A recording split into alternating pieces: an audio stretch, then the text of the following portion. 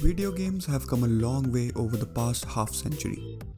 Today we have all sorts of games, ranging from detailed storylines to multiplayer chaos. And the graphics of our games today aren't really far away from the CGI films. But where did it all come from? And how we moved from a small dot on the screen in the name of a video game to today's complex online multiplayer world? That is what we will learn in today's video. Let's start. The video game industry generated almost $180 billion in 2020, which is a 20% increase from the earlier year. Now, when I say video games, it consists of everything, from PC games, consoles to mobile gaming. Each of these categories is growing, but mobile gaming especially has seen a huge growth due to smartphones becoming much more affordable. While this industry is booming today, the gaming industry has seen its ups and downs in the past. When you think about a classic game, you're probably thinking about Pong or another classic arcade game.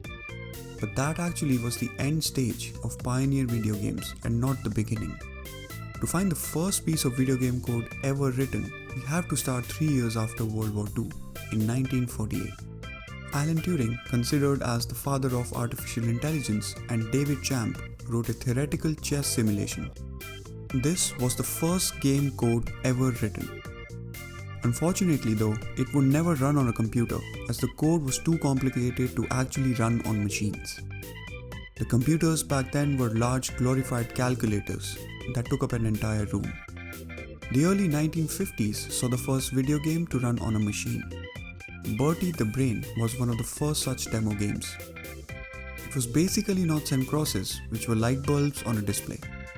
While this was a remarkable achievement given the technology at the time, many experts believe it was more of a display rather than an actual game. Perhaps the very first real video game, and the first created simply for entertainment purpose, was tennis in 1958.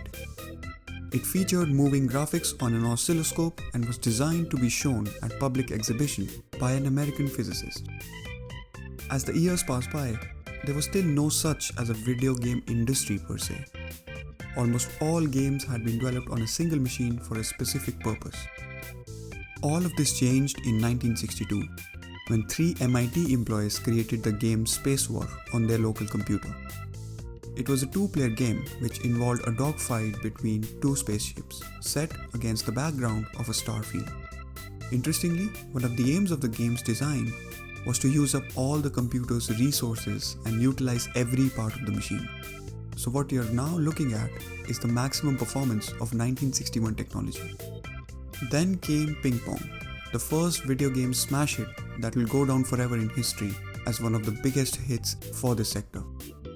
It was released in 1972 and was immensely successful, selling over 8,000 cabinet arcades across America. The secret to Pong's success was the use of a low-cost TV monitor. It also made Atari, the maker of Ping Pong, one of the leading video game companies of a time. Atari then launched multiple different titles, which eventually made it to every home with the rise of personal computing in the 80s and 90s. No longer you needed to visit an arcade or buy a complete arcade set. If you had a computer, you could simply play a vast variety of video games. This was the birth of personal video gaming. From there on, we have seen improvements in graphics, gameplay and storylines almost every single year. And with that came gaming consoles and mobile gaming, which have made this industry the behemoth it is now. Enthusiasts can play the same game on their personal computer, handheld devices, gaming consoles and now even on their mobile phones. This also brought a large number of new gamers into the pool. Today, gaming is seen as a real profession, and global competitions to encourage this are conducted every year. In 2019, a US teenager won a record-breaking $3 million to become the world champion of Fortnite. Many believe that virtual reality is the next big revolution in personal gaming.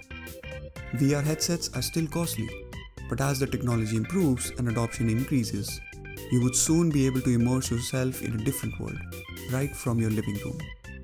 So as I said at the beginning of this video, we really have come a long way from dots on the screen to a complete immersive virtual universe. I hope you enjoyed this video, and if you did, do drop in a like and subscribe for the channel. Thank you for watching.